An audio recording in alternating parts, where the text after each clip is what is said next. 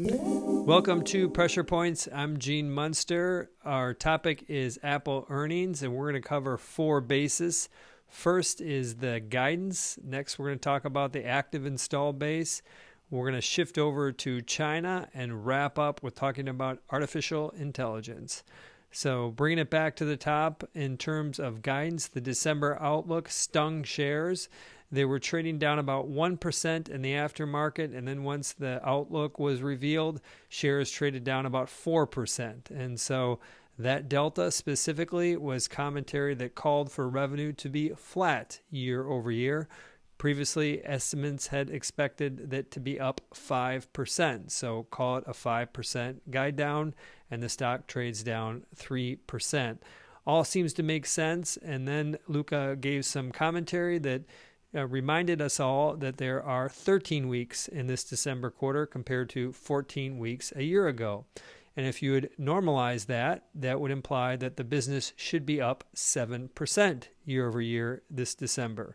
And that would be above the street's previous expectations of 5% growth.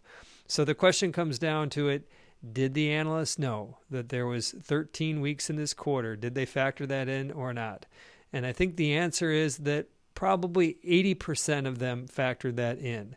And either way, I think that trying to guess what percentage of the analysts factor that in is a little bit of a fool's errand, because ultimately what matters is what's the business growing at. And they made it clear that on a week to week basis, so year over year, looking at each week, that, as I mentioned, the business is growing at 7%. And so I actually think that the guidance is fine. I think that it's understandable that there was this negative initial reaction, but I think that investors will sift through that and get more comfortable as the days move forward. The next topic is the active install base. This is a metric that they've been making more clear and talking more about over the past year. It continued to grow as expected. It should grow. It did continue to grow. The last hard number we have was back in December of 2022 when they said it surpassed 2 billion. My sense, and grew at 8% back in December of 2022. They haven't given specifics since then, but my sense is it's probably growing 2 to 3% year over year. And that's important because that active install base is really the cornerstone of this shift in a thesis that Apple is a consumer staple company. As long as the company continues to grow its active install base, revenue should be relatively reliable. That's because the product flywheel, that is that consumers buy one Apple product, they fall in love with it, they turn around, they buy a second Apple product, add services, and continue to repeat that cycle. That is at the substance of what a consumer staple company does. And so that theme is intact, which in my view justifies Apple to have a higher multiple than the rest of big or many of in the big tech category. Next topic is related to China. Going into the quarter, there was some concern, lots of concern around China, in part because of reports about bans within the government. There was also a sense that Huawei's new phones were gaining market share. And last, a surprise visit from Tim Cook in the month of October would make you think that there was some PR work that Apple wanted to achieve in the region. In the end, China business was down 2% year over year. There's no real hard estimates out there in terms of what consensus was related to that. But as for some context, is that China over the past year has been up and down. It was down 7% year over year in December 2022, down 3% in March, up 8% in the most recent June quarter, and now, as I said, down 2%. So overall, it's kind of in line with the variation that we've seen. Separately is they talked about that the FX, the currency piece, had a particularly negative impact on the China business. And on a constant currency basis, that would have grown at 4% year over year. So I don't like using currency as an excuse for companies when it works against them, and not mentioning it, of course, when it works for them. We just want to call it like it is currency has fluctuations, generally you kind of rule it out, but in the case of how much attention is paid on this China number, it's worth noting what is going on the ground in China, and that business is growing. And Cook did mention that they are gaining share in China. He talked about the broader smartphone market being down in China. And so that seems to map loosely to how I've been thinking about it. And so I think that the China business is intact. And I think that they will continue. I think that positive trend will continue in the December quarter. Outside of the demand side, there is this nagging question about manufacturing and what they're doing in terms of diversifying outside of China. It didn't get a ton of attention on the call. I think it's a major topic.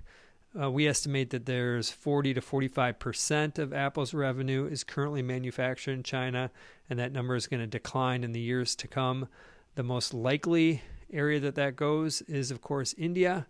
It's still a small part. I believe about 2% of total manufacturing is done in India, but that, I think, number could ramp meaningfully in the years to come. And so that's China, and we're going to end on a high note, which, of course, is artificial intelligence.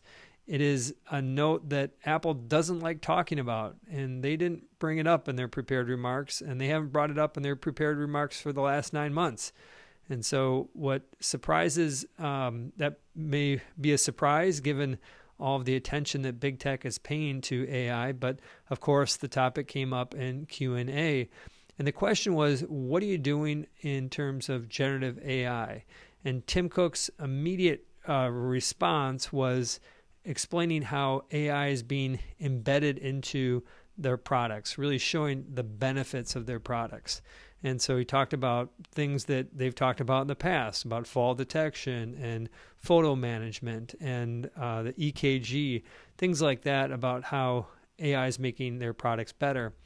He did, after reminding us of how they're using AI today, did answer the question and said that they are going to be spending more in generative AI, but they're going to do it responsibly. And I decode that as they recognize that there's an opportunity in generative AI. I think it ultimately presents itself in a product that is Siri-based and has an opportunity for them to really be a pioneer in personalized AI, something that really doesn't exist today. Personalized AI is the idea of asking an agent, aka Siri, Alexa, ask an agent to complete a task for you, multi-layer task. More than just compose an email or a PowerPoint, it would be something like book a trip, or you could ask, how can I improve my credit score, or be able to organize a meeting, for example, ask to coordinate a meeting with multiple people. All of this is in the general category of personalized AI, and an area that Apple has a unique opportunity in because they have this brand around security and privacy, and I think that that's going to be important as people open up their personalized AI to these models. And so the last piece on that, Tim Cook's comment, is related to doing it responsibly. And I think this maps out to Apple probably spending that $1 billion a year in generative AI that Mark Gurman from Bloomberg recently reported.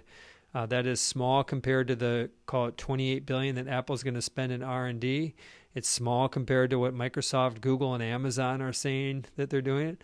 But it also would imply a big step up and allow them to continue to protect these record high margins while investing in AI. And as just a quick cautionary tale, is a good reminder, is that throwing money at a tech problem doesn't always yield success. And I think probably the best example of that is what Meta has spent over the last several years in Reality Labs. Deepwater is an investor in Meta, and we wish they wouldn't spend as much in Reality Labs, that $15 billion. That's a big number. Apple's approaching it very Tim Cook-like in a judicious way and building those generative AI products. Don't know when they're coming out. Can't wait to see them. And on that note, I'm going to wrap our episode of Pressure Points. Bye for now.